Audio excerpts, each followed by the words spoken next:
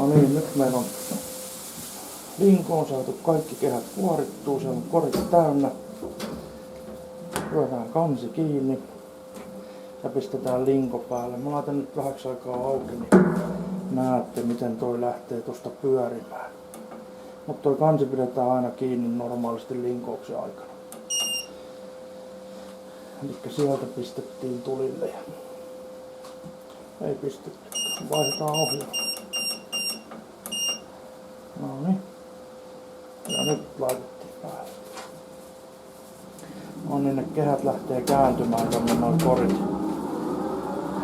Ja sit sieltä alkaa hunaja linkoutumaan ulos tonne ulkoseinille keskipakovoiman ansiosta.